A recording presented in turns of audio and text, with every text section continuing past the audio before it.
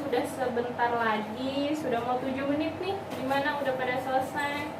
Kelompok 1 gimana? Udah selesai, Bu? Sudah, Bu. Sudah, iya bagus. Kelompok 2 sudah? Alhamdulillah sudah. Kelompok 3 gimana? Kelompok 3 selesai? Beres, Bu. Beres. Oke, mantap. Nah, karena ketiga kelompok ini sudah selesai ya Bu ya. Nanti saya minta perwakilan kelompoknya untuk maju ke depan ya Bu ya. Nanti perwakilan kelompoknya satu orang menjelaskan tentang hasil diskusi ibu-ibu semua. Nah, yang pertama kita mulai dari kelompok kondisi fisik dulu ya Bu ya. Kelompok kondisi fisik sudah siap? Siap. Nah, nanti kelompok kondisi fisik ini akan menjelaskan tentang permasalahan yang umum terjadi pada lansia berkaitan dengan kondisi fisik. Kondisi fisik itu perubahan-perubahan yang terjadi pada organ, fungsi-fungsi organ lansia. Misalnya nih, kayak perubahan pada mata, telinga, kemudian kaki gitu ya Bu ya, dan lain-lain. Kelompok 1, kelompok kondisi fisik, siapa yang mau mewakili? Ibu Mira. Oke, Ibu Mira. Silahkan Ibu Mira maju, dijelaskan. Ya Bu, jadi permasalahan yang berhubungan dengan kondisi fisik itu biasanya kalau misalnya orang-orang yang udah tua atau lansia itu kadang kan Bu jalannya tuh udah susah gitu, kadang juga ada yang pakai tongkat, ada yang kalau jalan juga lama banget, soalnya kan Bu tenaganya udah nggak kayak waktu muda, terus mungkin kakinya juga udah pada sakit gitu, terus matanya juga Bu biasanya kalau misalnya ngeliat orang tuh kan harus dari deket gitu, gak kelihatan kalau jauh-jauh. Terus apalagi ya Bu ya, iya kadang juga kalau dipanggil gak nyaut-nyaut gitu karena udah gak kedengeran kalau misalnya manggil atau ngomong sama lansia harus keras-keras gitu Bu volumenya. Itu aja paling Bu. Iya, gimana, sudah Bu Mira? Sudah, baik. Terima kasih Bu Mira, boleh kembali duduk. Nah, tadi itu kan kelompok 1 ya Bu, sudah menjelaskan. Kita kemudian ke kelompok psikososial, kelompok yang kedua. Nah, kelompok psikososial ini akan menjelaskan permasalahan-permasalahan yang umum terjadi pada lansia yang berkaitan dengan psikososial. Psikososial itu tentang perasaan, atau kemudian ada juga perubahan perilaku, seperti itu ya Bu ya. Mangga kelompok psikososial, siapa yang akan mewakili? Ibu Meta. Iya, Ibu Meta. Ayo Ibu Meta, silahkan maju ke depan, gak usah malu-malu. Iya Bu, jadi kalau masalah lansia yang ada hubungannya dengan psikososial ya Bu ya, itu seperti kalau berkaitan dengan perasaan tuh ya Bu ya, berarti kadang-kadang tuh lansia tuh Bu cepet marah, suka marah-marah gitu, rewel Bu, terus kadang juga suka takut mati, kadang tuh karena udah tua gitu. Terus kadang juga nggak peduli gitu, kadang suka bilang ya udahlah, kader wis tua gitu,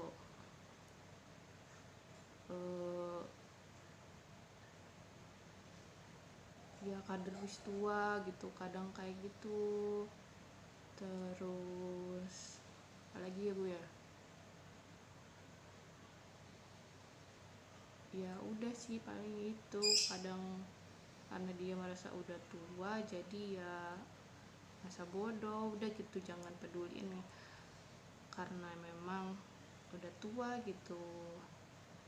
Untuk itu sih Bu, kayaknya udah cukup itu aja. Iya, Ibu Meta, terima kasih banyak atas penjelasannya. Yang terakhir Ibu, kelompok spiritual. Nah, kelompok spiritual ini nanti akan menjelaskan tentang permasalahan-permasalahan yang umum yang terjadi pada lansia yang berkaitan dengan spiritual atau rohani gitu ya, atau keagamaan juga bisa. Kelompok spiritual, siapa yang mewakili? Ibu Dinar. Oke, Ibu Dinar, silahkan maju ke depan. Bu, saya kelompok spiritual. Kalau misalnya permasalahan lansia yang ada hubungan dengan spiritual itu kan, spiritual itu biasanya keagamaan gitu ya Bu ya. Berarti kadang tuh kan lansia udah sulit Bu untuk beribadah, udah susah gitu. Puasa juga kan nggak ikut puasa karena udah nggak kuat. Sholat juga kadang kan berdirinya susah ya Bu ya, ya sambil duduk paling. Terus kadang suka lupa kan dia, kayak gitu. Itu sih paling Bu. Cukup lah Bu, itu aja kayaknya. Iya, terima kasih Ibu Dina. Silahkan boleh duduk kembali. Nah, ibu-ibu tadi masing-masing kelompok dari kelompok kondisi fisik, psikososial, spiritual sudah menjelaskan hasil diskusinya. Nah, gimana kalau sekarang kita tepuk hebat dulu sebagai penghargaan untuk ibu-ibu semua nih atas hasil diskusi yang hebatnya. Ayo Bu, kita sama-sama tepuk hebat. 1, 2, 3. Tepuk hebat. Hebat, hebat. Hebat, hebat. Hebat.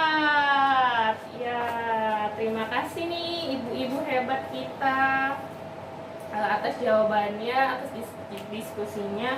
Tadi bagus-bagus diskusinya, hasil diskusinya. Nah, kemudian saya akan mungkin simpulkan sedikit ya Bu tadi dari hasil diskusi ibu-ibu. Ibu-ibu bisa melihat flip chart di sini ya Bu ya. Kita lihat flip chart yang ini. Nah, di sini ada kondisi dan permasalahan pada lansia yang menyangkut fisik atau biologis. Nah, dari fisik atau biologis ini, keadaan fisik atau biologis ini biasanya di lansia itu Bu terjadi perubahan fungsi organ tubuh. Ada misalnya mata tadi, benar yang disampaikan kelompok fisik, telinga ya, dan organ-organ tubuh lain. Lansia kan Bu sudah tidak muda lagi ya. Jadi karena umurnya yang sudah tidak muda lagi membuat fungsi-fungsi organnya itu menurun. Nah, Dari perubahan fungsi organ itu, yang pertama nanti ada perubahan suhu tubuh. Nah, perubahan suhu tubuh ini yang menyebabkan kulit kering dan keriput. Nah, selanjutnya ada masalah gangguan gerakan. Gangguan gerakan terjadi karena akibat sendi atau tulang rapuh. Makanya pada lansia itu kan biasanya jalan sudah susah, harus pakai tongkat ya Bu ya. Nah, selanjutnya ada gangguan panca indera. Gangguan panca indera ini penurunan fungsi penglihatan, penciuman, pendengaran, dan pengecapan. Jadi karena panca inderanya terganggu, maka akan timbul lansia akan mungkin susah mendengar, kadang melihat juga rabun ya Bu ya. Makanya kadang kita kalau ngobrol sama lansia volumenya harus lebih tinggi. Kemudian gangguan saluran kencing, membuat kencing tidak terkontrol. Nah, karena penurunan fungsi organ itu Bu, jadi kadang beberapa lansia kan ada yang suka ngumpul. Nah, terus gigi mulai goyah atau tanggal, menyebabkan sulit mengunyah dan mempengaruhi pencernaan.